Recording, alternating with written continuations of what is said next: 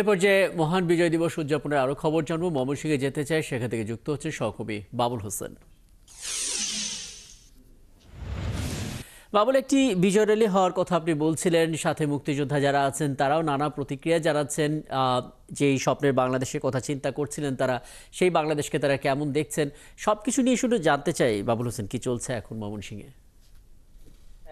আপনি জানেন যে বাংলাদেশের সাথে সাথে নগরীর যে ব্রহ্মপুত্র পাহাড় যে যে স্মৃতিস্তম্ভ রয়েছে সেখানে শ্রদ্ধা নিবেদন শুরু হয়েছিল এবং এখন পর্যন্ত সেই জন যে স্রোত সেটি অব্যাহত রয়েছে।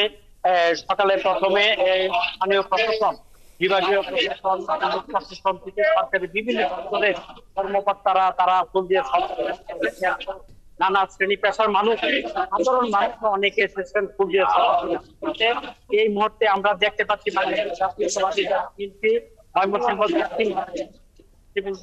কর্মীরা তারাই করতে আগে আমরা দেখেছি তারা ফুল দিয়ে শ্রদ্ধা নিবেদন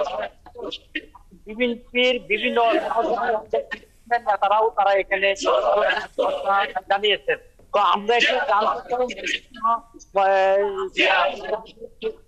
একটু বাবলু এবং অনেকে এসেছেন, আপনাদের কাছে জানতে চাই যে এই যে একটি পরিবর্তিত পরিস্থিতি, আজকে আপনারা এখানে এসেছেন, এর আগেও আমরা দেখছি যে একটি দল আসলে অন্য দল আসে না, আজকেও আমরা দেখছি যে আওয়ামী লীগ এখানে বা তাদের সংগঠনে কেউ নেই।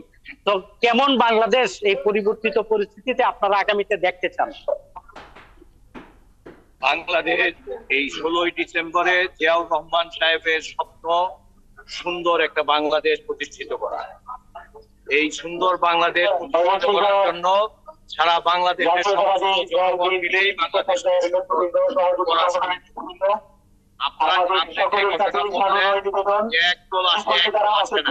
এই 17 বছরও আমরা এইখানে ফুল দিতে এসেছি, একবারও আমরা মিস করি নাই। আপনি যারা আজকে মিস করেছে তারা এই দেশের স্বাধীনতার পক্ষের লোক, সৈনিক। ধন্যবাদ। কেমন বাংলাদেশ আগামীতে দেখতে চান?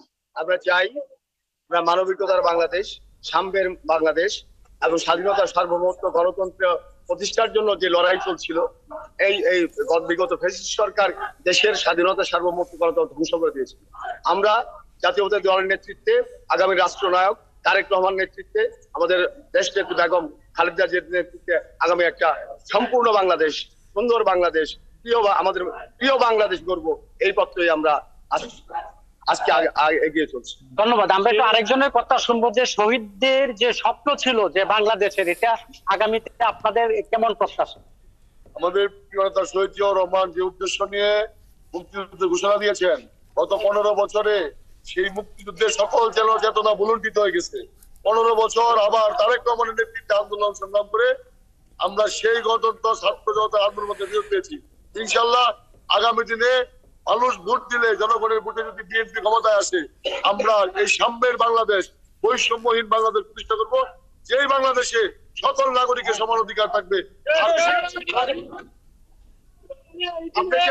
আপনি যে প্রশ্ন করেছেন, ব্রিটিশদের কত অত্যাচার ছিল যে আজকে তারা এই শহীদ মিনার আসার সাহস পায় নাই।